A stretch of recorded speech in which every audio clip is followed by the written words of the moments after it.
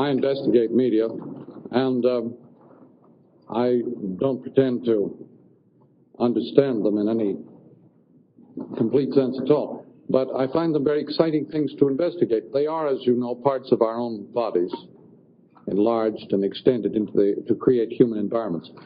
Any technology is a part of ourselves acting as a new environment. Media really create environments rather than content. And we'll go into that a bit later. One of the things that happened last night after we gave a talk on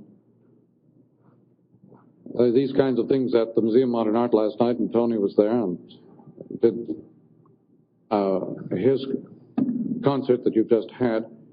But I learned several things last night, just more or less. We got hearing problems. I wonder if this one will work any better. Can you? Well, I can speak louder. All right. Okay. One of the things I learned last night, quite unexpectedly, A little closer. was that the TV. Someone had been asking a question I often am asked. I was explaining the difference between movies and TV, or some of the differences. And they said, well, what about when a movie is shown on TV? Is that TV or is that movie? Well, it was as a result of meditating a little bit on that one that suddenly the matter suddenly came up that the TV image is framed. And the picture frame that it currently, and quite incidentally and accidentally, is used around the TV image, the picture frame does strange things to the TV image that it does, things that are not done to the movie image at all.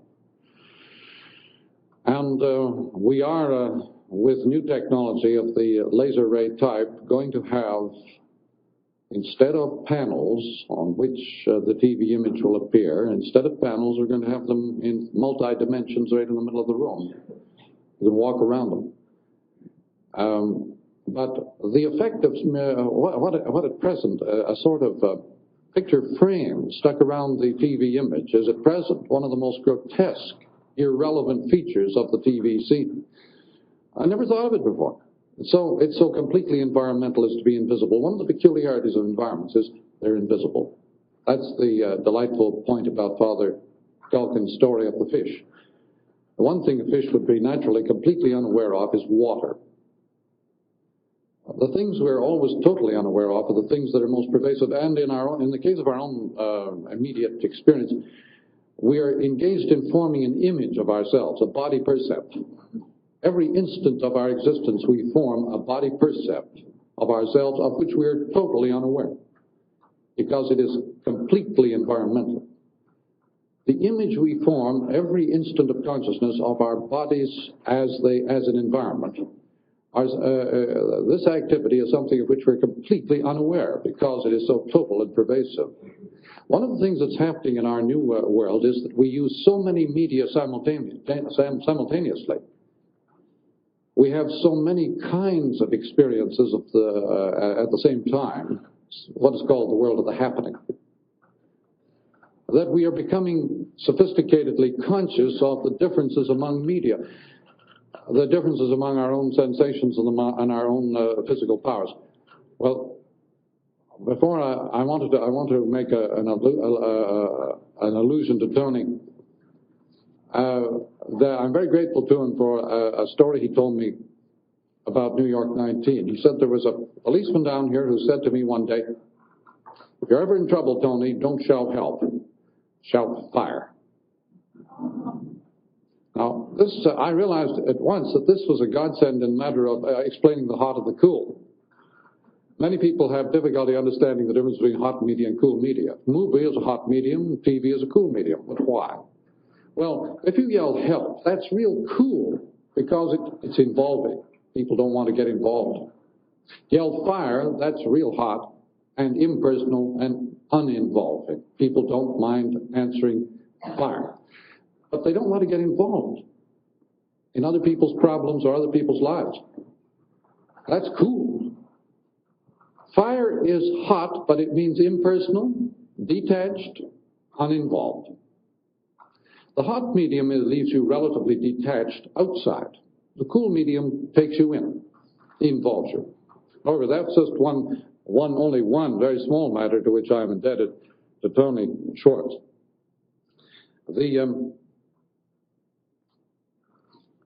I've been doing quite a bit of work lately on James Joyce's Finnegan's Wake because you may know there are 10 thunderclaps in that work.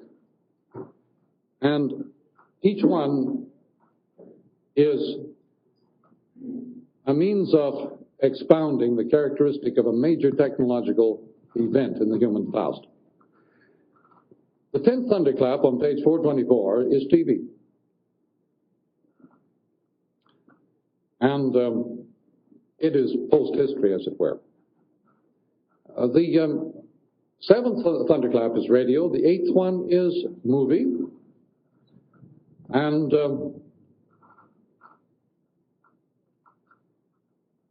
the episode that concerns movie and TV is called The Ont and the Gracehopper, the motor car and the airplane.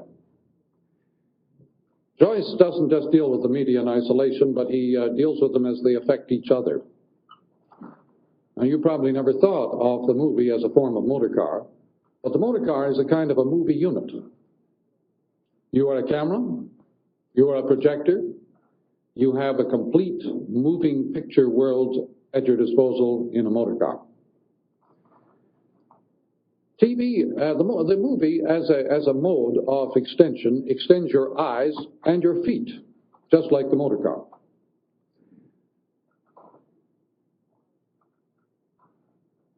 Our feet act as a mobile platform for our eyes.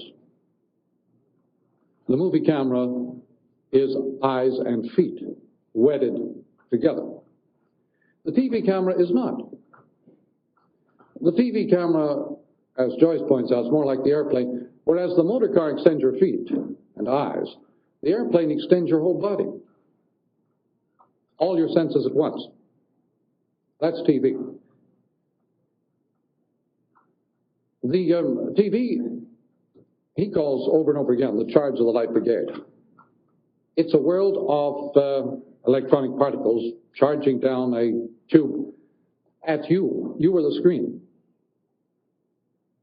The TV viewer is not a camera. He is a screen. The effect of being a screen is profoundly different from being a camera. The person who is acting as a screen becomes completely involved in the environment. In the movie world, you sit back and you look at an image. You look at the environment.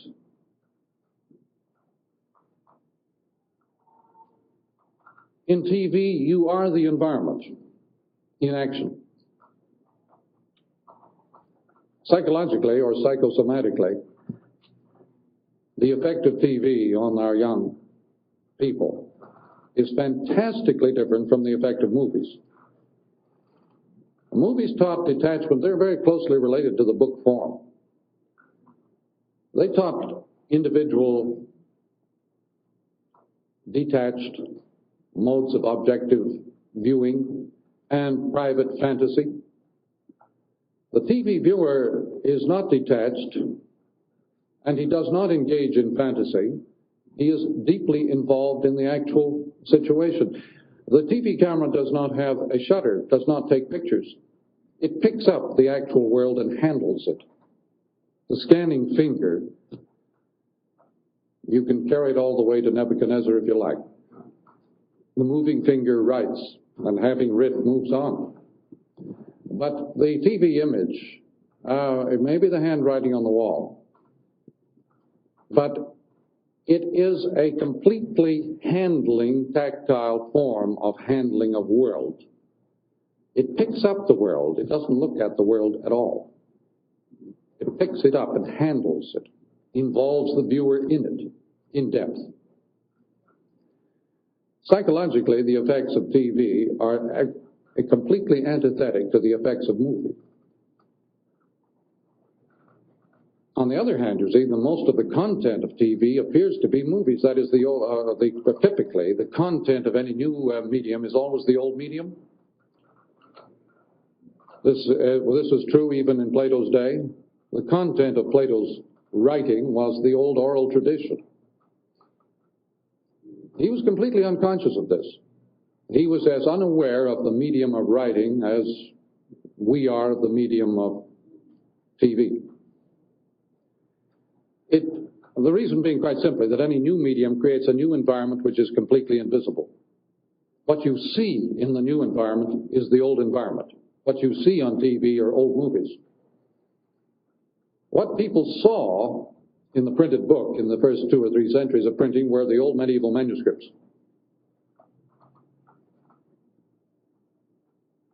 Every new form typically repeats the old experience and creates a strange deceit or illusion. Well, just to finish off the Joyce illusion before plunging into this matter a little further, Joyce is the only person, I think, who ever did a complete study of human ecology, that is, the ecology of human man-made environments. Finnegan's Wake is really an ecological scientific study of man-made environments, not natural environments, in which the environments themselves, man-made environments, are dealt with as profoundly reshaping the total situation. Since I mentioned the fact that the content of TV is the old medium movie, the content of the old movie, of course, was the old printed forms, storybooks and newspapers and magazines, photographs. Somebody might ask, well, what's going to happen to TV? When will it become content? And the answer is not far away. Satellites. Satellite broadcasting will make TV the content. The satellite is already a new environment going around TV and will gradually or maybe suddenly transform TV into an art form. One of the peculiar and rather amusing aspects of technological change is that every time a new medium is formed, the old one not only becomes content, it becomes an art form. Film is now a respected art form. It used to be just junk. Very shortly, up until TV, the movie was just trash. But it became an art form with TV. And TV will become an art form with satellite broadcasting. But not only will TV become an art form, the planet is going to become an art form, because as we put a new environment around man's natural habitat, the planet, inevitably the new environment processes the old one, the natural habitat, into an art form. We're going to give the planet the old Williamsburg treatment. This is already beginning, but we're going to lovingly and with the utmost regard to archaeology and history, we're going to reconstruct every phase of this planet as it was originally. It's going to take a lot of money from the foundations, I'm afraid, in the next while. But the whole planet is going to be restored to a sort of Garden of Eden status. The climate will be readjusted to what it probably was at this or that time. And all kinds of artistic developments are to be programmed. It also points to the fact that one of the strange results of electronic developments is that the environment, the human environment itself, can be dealt with as an art form. We used to think of art as something that you put in a special environment, a special place.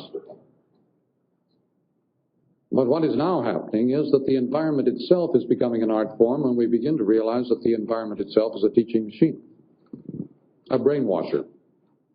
All education is brainwashing. If it occurs slowly enough, we think of it as respectable. If it's speeded up, we call it brainwashing. But today, when it becomes possible to program the total human environment, we suddenly realize, why teach literacy when you can program the environment to create all the psychic effects of literacy without even having any reading or writing? This is perfectly feasible. You can program the environment to create the effects of all sorts of curricula without ever having mentioned them. But the environment as a teaching machine is an infallible device. People always respond to the environment, even when they don't respond to teaching. There's a strange example of this in a book by Edgar Anderson called Plants, Man, and Life, something like that, in which he points out that the botanical world is quite powerless to classify or even identify the plants and flowers in anybody's backyard. He goes on to insist that the garden or the backyard is a machine that accelerates all natural processes fantastically. It creates new hybrids and new kinds of plants and flowers at a rate which far beyond the competence of science to classify. The only place where the science of botany can reign is in the Himalayas or in the Andes or in nice remote places where nature is not speeded up by gardens. Gardens, man-made environments, are machines. Now let's think about that in relation to the man-made environments we call educational establishments. Environments speed up natural processes to such a point that they create endless hybrids and freaks in the plant world to a point where science is quite helpless. Think of that one in relation to the products of our educational environments. The study of environments rather than the content of environments is just about due to begin. The study of environments as teaching machines. For example, the motor car as a technology is rather insignificant, but when you look at the environment the motor car created, look at the network of roads and services, the oil companies and all the attendant services that go with that little gimmick. You can see the motor car is nothing, but the environment created by the motor car is vast. Same for radio. The same for writing. The thing itself is almost nothing. The environment it creates in psychic and somatic terms, fantastic, vast. All man-made environments are means of accelerating processes. Electronic environments accelerate all processes, especially those of apprehension and learning, to a point where they have practically become an extension of human consciousness. The program, the man-made environment, is in effect an extension of human consciousness. As long as we think of consciousness as a little pellet or something inside the brain, we're not likely to find out very much about learning or education. However, one of Tony's illustrations about Bosco reminded me of Sacro Bosco, which is the Latin term for Hollywood. Sacro Bosco is an old medieval term, for the holy grove, the sacred ritual place, Sacro Bosco. Sacro Bosco themes us in very nicely for our occasion here. But another thing that Tony brought up last night that ties in with the movies, and he didn't bring it up today. He asked last night the question, is there such a thing as black and white sound? The answer is yes. Black and white, chiaroscuro, light and shade, it means a gradation. In Dr. Zhivago, there is very little black and white sound. There is just the sudden crash of iconic encounters. When you graduate the sound and make the transitions between sounds natural or simple, quiet, that's black and white. In other words, everything we associate with classical music, with melody, this is black and white sound, in the sense that it is chiaroscuro. Now, the sort of noises you get in Batman are iconic noises, just as the Batman image is iconic. It's not photographic. It has no chiaroscuro. The reason that Batman revives with color TV, for example, is quite simply that color is a world of iconic contour and immediate encounter without any graduation of tones or sounds. Hence the pow, zowie, bam, and so on. These are iconic sounds. Dr. Zhivago, for some reason or other, is well supplied with them. I've often puzzled about why the Russians dropped out of the film business when sound came in. On paper, you'd say the sound should have been a great advantage to the Russians, because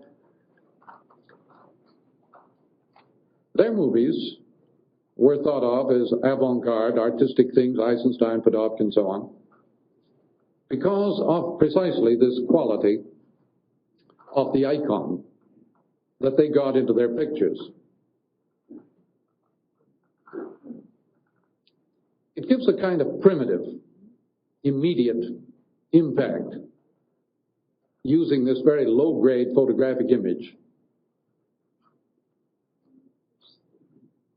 TV is a very low-grade image, too, as compared with ordinarily competent photography. But for reasons which I think you might find quite valuable to investigate, and for which no answers have been provided up till now, the Russians were knocked out of the film business by sound. It changed their relation to the image, the photographic image, so drastically that they couldn't cope. We made the transition to sound fairly quickly by changing our photographic image, by intensifying it in various ways. You cannot use the same photographs or the same photography when you have a soundtrack. In a sense, sound pictures were the new radio environment going around the old photographic environment. It's a very complicated story. One of the consequences of radio going around photography, in the case of sound pictures, one of the consequences was a tendency, you can read this on page 158 of Night, The Liveliest Art. It's a very good book about film. But one of the consequences was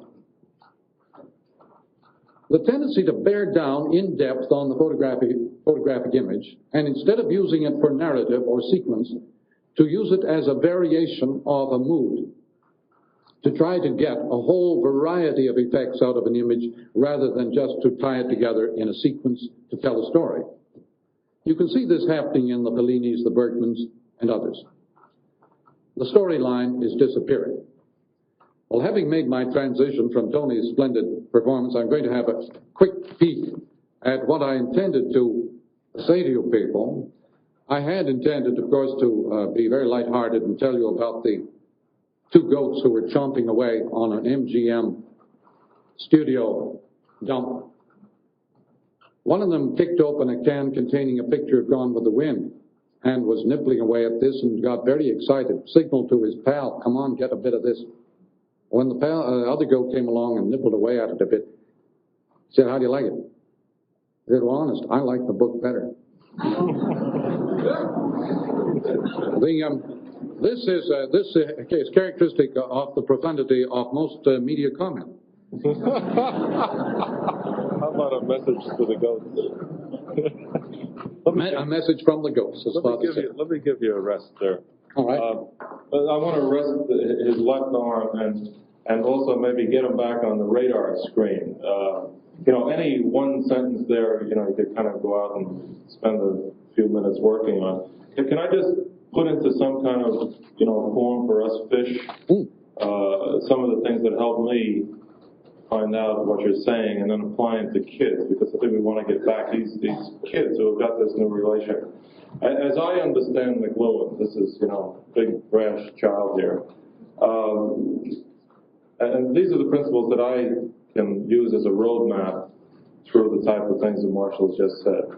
If we take our senses in some crude analogy, think of them as having 100 ergs of energy. We have a limited amount of sense energy to use visually, orally, tactilely, smelling around and things like that.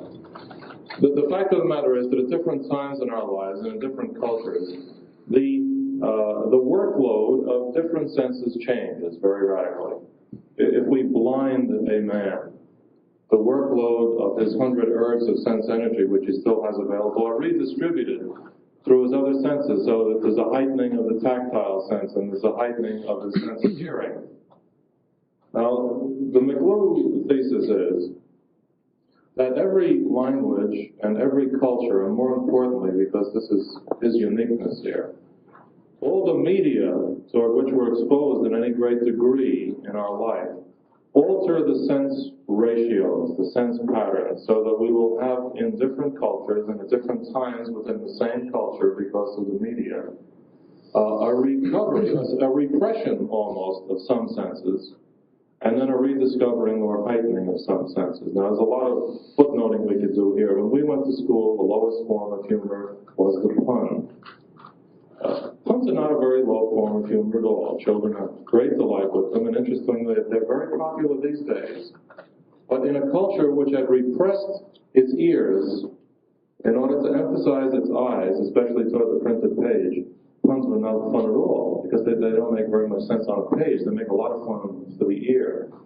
Now, if we look at the kids' dances today, the Krug and the Watusi and all these things, the one thing we notice about them is that they're large, all-involving, total body kind of things, which is a recovery, McLuhan is saying, because of the fact that TV has got this handling, this tactile quality. Kids brought up on television are going to recover a tactile sense or a kinetic sense or that kind of Zorba the Greek feel for life, which the culture itself has repressed. So the great, enormous psychological unhealthiness of the people involved. The mothers of our tightly wound world will bring their kids up and say, sit still, don't look around, shut up, are just, really getting those kids really ready for the psychologist at the other end of the trail, because they're taking all of the senses and repressing them. And Western literate man has had most of his sense and emotional life repressed in return for the ability to read, because we've overemphasized. Now, the big thing these days is the total media thing and the new approach to the arts, not just as fancy things to hang on the wall, but the arts as extensions of man, as ways of recovering the sensitivity of our tactile, kinetic, and oral sense. These are all what's involved here. And what I hear McLuhan saying is that coming out of an era in which print had a monopoly on human communication, especially within the schools, because the schools are the great teachers here. They tribalize the young. The total environment now, the school is only one. It's a junior varsity teacher. It's the least important educator in many ways today. The total environment of the city, of the mass media and things like that, these are really the great teachers. And the enormous tension. We could analyze that film yesterday, Nobody Waved Goodbye, as a tension between these two cultures and things like that. That the kids are now coming into the school with a highly developed sense of involvement, of wanting to participate in what they're doing and wanting to use all their senses, and are being repelled by old-fashioned school systems which still tells them that they're only receivers and that the only medium that makes any difference is print. Now, this is very different just from our little conspiracy to teach movies in the school is so important in a sense compared to this enormous thing which has to do with our whole life. Our whole way of perceiving the world is at stake here. Now, that's really all I want to say. That we take the media themselves are extensions of our senses. The stone axe was an extension of our hand. Something outside of ourselves enabled us to do hand-like things. Telescopes extend our eyes. Well, it says cars extend our feet and our eyes. Television extends our eye and our hand. So art imitates nature, and we put all these things outside of us. But then nature imitates art. And the things that we put outside of us, the things that we shape, then shape us. And unless we understand, and the difficulty is always understanding the water when you're in the pond, we're the least likely people to discover what our own environment is about because we're inside it. And we can now start to discover, because McLuhan lives in outer space, and he can tell us what we look like from out there. And we can also make comparisons across cultures, and we can make comparisons between media, or something like that. For this relief, much thanks.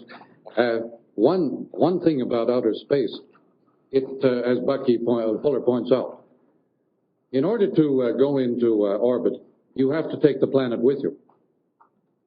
In order to take the planet with you in the capsule, in the complete simulation of the planetary environment or habitat, in order to do that, you have to understand the structure of this planet and its relation to the human body as never before. So, as Bucky says, the capsule is the first completely designed man environment.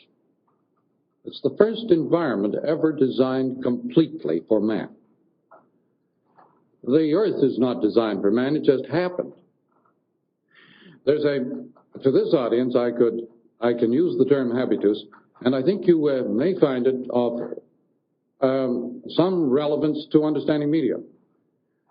You see, when you are subjected to a particular type of culture or a particular environment, you make a total psychosomatic response, which is habitus.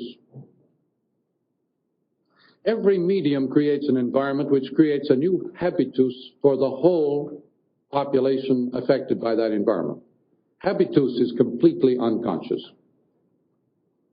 But habitus is very tightly related to our intellectual lives, as we know. But that doesn't mean that it's conscious. I merely give you the word habitus in relation to the psychosomatic changes and adjustments we make in new environments. And obviously, the astronaut has to develop a habitus that we wouldn't all expect to share. But another thing about, I have a novelist friend, an English chap, who said, you know, the only work that royalty has to perform is to grow up. They don't have to get ready for a job or any particular skill. Their job is just growing up. Now, you see, a king or a member of a royal family has to really share the total life of his people. He has to know everything. This is the fate now of democratic man. He's becoming royal. He lives in an environment which involves him in everything at once, every type of knowledge simultaneously. That is a now environmental fact of his mode of existence. His relation to this new type of environment made of information is growing up. Paradoxically, then democratic man is going to end by becoming totally royal. And perhaps a deserved fate. But it's a nice paradox. Now, apropos Watusi and Prue, I'm very grateful to Father for reminding me of that one. If you remember, the old dance floor was a place in which you moved around as if it were a continuum, if there was a continuous space you could move in. The new dances do not require a continuous space. Each space is made by the dancer and is a completely closed space bubble. Space is no longer something that we get into. We make it. Also time. This happened, in Alice in Wonderland. If you look at Lewis Carroll again, you'll find that he took us through the looking glass into this world we all live in now. When you go through the looking glass, you go out of visual space into a space-time world which is made by the occupant. Alice made that world. As soon as she went through the looking glass, she began to make her own space and her own time in Einsteinian terms. Lewis Carroll was at least as sophisticated as Einstein. And perhaps the only way really to present these matters is playfully. But the Watusi and the Frug are space-time Einsteinian forms of space bubbles made by the dancers. The dancers used to dance around in space, the old dance floor. Now they make space. And you couldn't ask anybody anymore for the next dance. There's no way of asking anybody for the next dance or of dancing with anybody. Each one is engaged in making a world. And we call this conformity, somewhat ineptly. Conformity is the rearview mirror, if ever there was one. It's the last thing we're getting. Now, apropos of this Watusi thing, just as there is no continuous dance floor space for the Watusi or the Prug, etc. So in our art forms, there is no longer a storyline. As we move into the new electronic forms, out of the visual, merely visual world, we abandon storyline or continuity. And you can see this happening. In fact, one of the first observations made by librarians 15 years ago when TV was new was the children are not asking for storybooks, they're asking for fact books. And this was considered to be a terrible decline of the imaginative life. But at the time, TV is not a narrative medium. Movie is. One of the delightful things about the movie is that it is a parallel to life.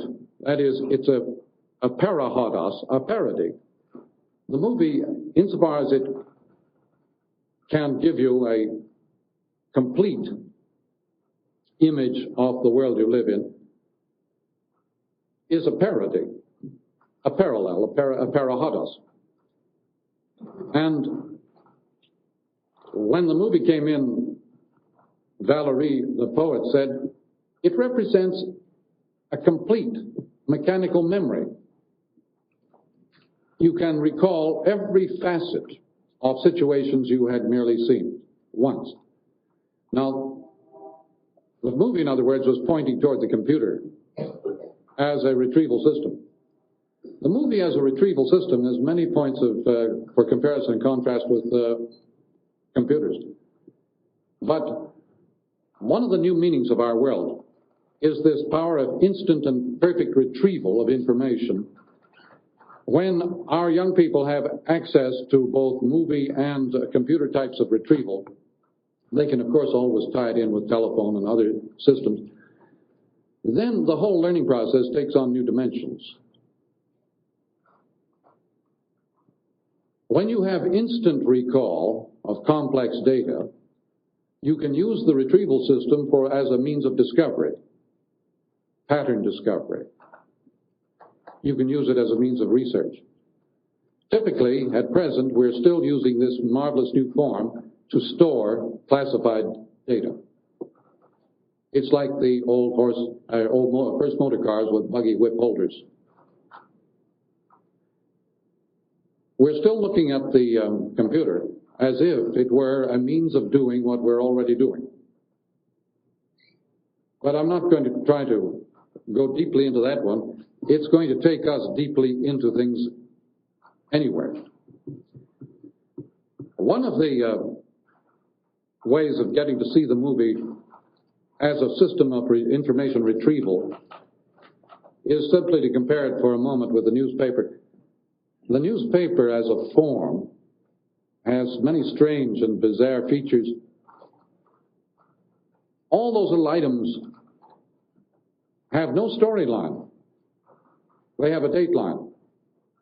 The newspaper has no storyline. There's no connection between anything and anything else in a newspaper. We have accepted this complete mosaic hodgepodge without any question, as if it were a perfectly rational, sensible procedure.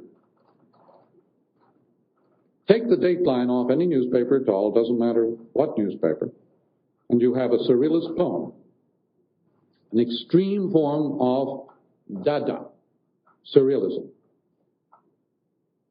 Poems, a newspaper is a situation in which everything happens at once, thanks to the telegraph.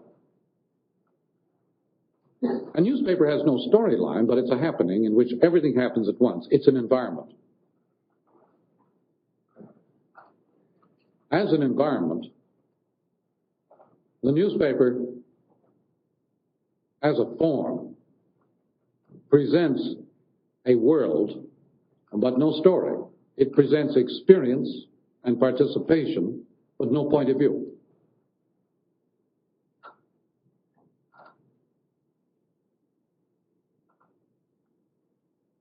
It's typical of our inability to perceive environments that the newspaper has never been studied as an art form.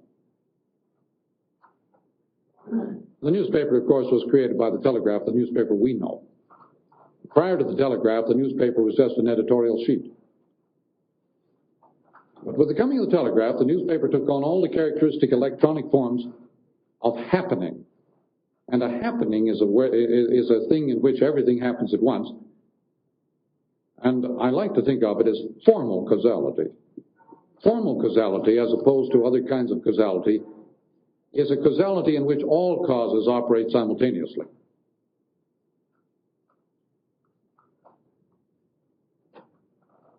But I'm throwing that out as a probe. The things, when I make statements like that, I don't intend them to be taken as absolute factual packages of information. I intend them as probes, to be used as probes to find out other things. They're not definitive. I'm not speaking from a point of view. I'm perfectly willing to drop it and take up another probe to get on with the business of exploring the environment. Well, let's, how about kids now? All right. Yeah. Well, what do we, traditionally, of course, the school is the last place to find out what's happening and to do something about it. And therefore, if we got these happening kids, who are across the board media kids, who've got all kinds of new sensory profiles, and we're programming them through the old linear one thing after another of the school, we're in trouble. What do you want to do with the kids we get in schools?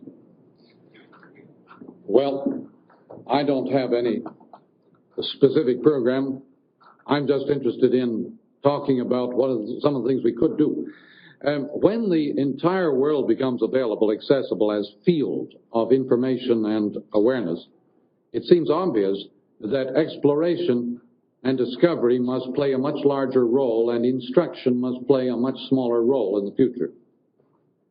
Instruction is really just a form of stenciling on brain pan. Discovery, exploration, probing is much more proper to the inhabitants of an electronic environment, because the amount of information available is beyond anybody's wish or need for instructional purposes. Nobody wants to know all that. What we desperately do need is to know the pattern that structures that, this or that. Let me say a few words about coming up to that point again from another point of view. Eric Havelock has a wonderful book called Preface to Plato, in which he describes the transition from the Homeric world of teaching. Homer was the teaching establishment in the 6th century BC.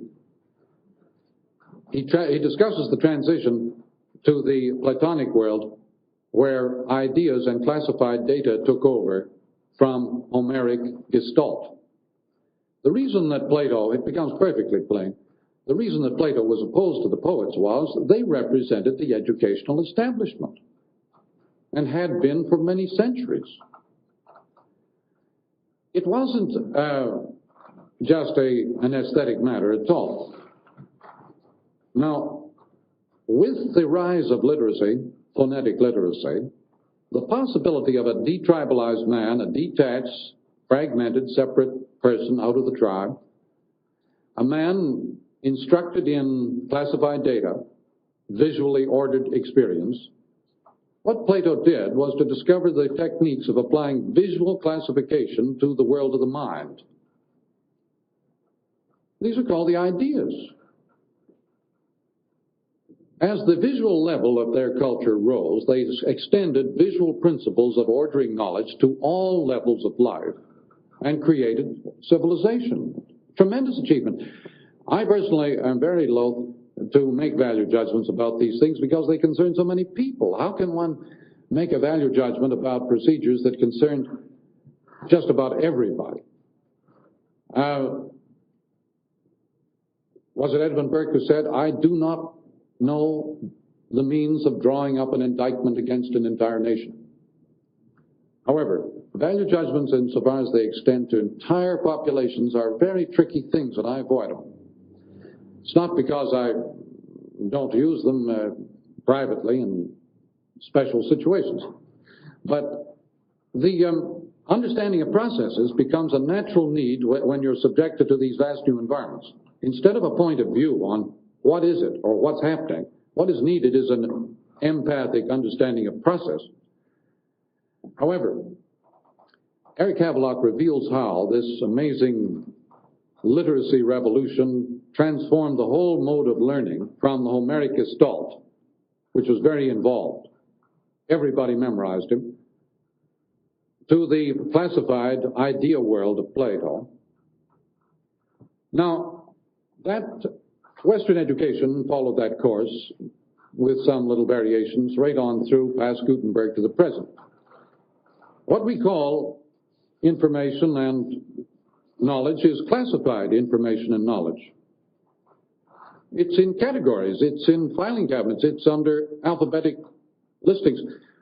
With Gutenberg and the stepping up of the visual life to high intensity, as compared with the old manuscript culture, the entire world suddenly was transformed into a rear-view mirror, and what we call the sense of modern history was born.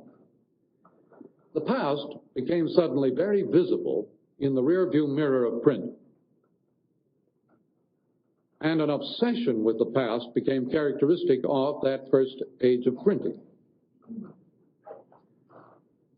This explains a great deal of the literature of that time, including people like Hamlet. Look on this picture and on that. Look on that noble gentleman, my father of yesteryear, and look at this horrible thing now. Hamlet, like all the revengers out of the Revenger tragedy, was a man alienated from the present.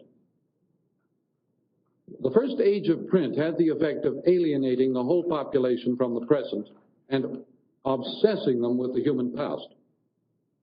This reached its peak in Milton's Paradise Lost, where the whole of human society became a rearview mirror to look at the Garden of Eden. There's really a fantastic illusion that the function of human life is to be a rearview mirror for some distant past event. It reached a sort of parody of itself in the next century with the Graveyard School of Poetry, with everybody meditating on the graves, on the past, and the mute inglorious Miltons and Cromwell's guiltless of their country's blood, using the dead present as a rearview mirror. It ended suddenly with the coming of the landscape poetry of the Romantics, in which nature was used not as a mirror for the past, but as the mirror for the mind of man. It sort of liberated people from history. After centuries of this rearview mirror, the mind of man was suddenly mirrored in nature and was liberated from history, or the historical obsession. Now, the rearview mirror is sometimes called the learning theory that we have to go from the known to the unknown. In fact, this means that whenever you encounter the known, the unknown, you translate it into what you already know. In other words, you avoid it. The only person who dare encounter the unknown, the new, directly, the Gorgon, without a mirror, is the artist. Artists, in any age, are experts in direct encounter with the present, and they report their probings and findings in all sorts of grotesque designs. What the pop artists are telling us, you see, is that the environment itself has now become a work of art. That is a direct probe of a new electronic situation. The report is completely misunderstood. People are standing around classifying their endeavors as if it was the content of their endeavors that had to be judged. What they're desperately trying to tell us is something has happened. We live now in a new kind of world. We are now responsible for the environment. We're not responsible for the contents of the museum. This is quite a big flip over. It's like saying to the scientist, we don't want proof anymore, we want prediction. Proof is, after all, based on classification and repetition. It's rearview mirror. Prediction is what is needed at a very fast-moving, jet-paced period. We do not need proofs, we need predictions. Accurate predictions. That kind of revolution is taking place right under our noses. But the obsession with the rearview mirror is still built into our whole educational establishment. Now, one way out of it is simply to understand how we got into it. It's like, that's a sort of psychiatric procedure. Understand the process by which you got trapped. And you're out. Literally. This is Edgar Allan Poe's discovery in the philosophy of composition. The way to solve any problem, he said, is to start at the point where it has been solved and then go back to the point you would have to begin in order to solve it. In other words, you reverse ordinary procedures. But the artist is the only person who is prepared to face the present and therefore to tell us about the future, because as our friend Father Culkin and my friend Jerry Fagan says, the future of the future is the present. This was always true. But very few people dare look at the present. I don't think it comes easy to people in any period. Never heard of anybody except artists who could do it. And the artist does it because he's prepared to use his senses as scientific instruments, instead of just using them as pickup devices for his own satisfaction. He is engaged in a critique of satisfaction.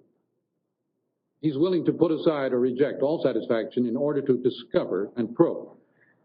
One of the most exciting things that ever happened to my 15-year-old daughter in grade 11 was joining a team of children who were asked to devise a new educational system that would include the modern world and adapt it to the old educational curriculum. They were also asked to design an environment and architecture for such an enterprise. They were given months.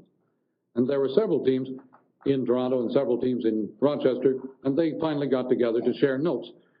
One of the things that made this so exciting to them was the knowledge that nobody knew the answers. You see, if those kids had been given a job for which any answers existed at all, they could never have participated in it with any conviction. It's like a rigged quiz show. As long as people think the show's live, they're involved. The moment they hear it's rigged, they're out. But you give children today live problems for which adults do not know the answers, and they'll work like fury. They have vast resources in any town of this continent to use, and they, above all, delight in exchanging their discoveries and dialoguing. You've all heard of the Hawthorne experiment. There's a recent paperback on it called Hawthorne Revisited. At the Hawthorne electric plant near Chicago, experiments were carried out in which the workers were given a great many opportunities to prescribe what sort of environment would you like to work in. More leisure, less leisure, more heat, less heat, more light, less light, more sound, less sound, so on. They were allowed to program the environment on an experimental basis to find out what happened. To the amazement of the experimenters, no matter what they did to the environment, work performance went up, up, up, whether the environment was improved or worsened. They came to the conclusion that people just liked a little attention, and they're wrong. What these people were absolutely thrilled by was the fact that they were engaged in a discovery process, and their work and their learning had become one thing. The discovery of a means of merging work and learning in one form releases untold energies in ordinary people. This is when those two forms are split apart, there's great frustration and defeat of energy. But when work and learning and discovery merge, then there's tremendous release of energy. We live in an electronic environment where this is quite easy to arrange, where people don't have to be pigeonholed and fitted into slots and categories and taught by stenciling and so on. However, I'm not suggesting that we should at once launch into this at all. I'm simply probing and inviting you to do likewise. I have a lot. Here's a curious thing. I find that while I hold this microphone in my hand, I can't look at my notes. Whereas, and I had a fixed microphone last night, no trouble looking at my notes. But, so I'm going to skip the rest of my notes and turn it right back to Father. Thanks very much.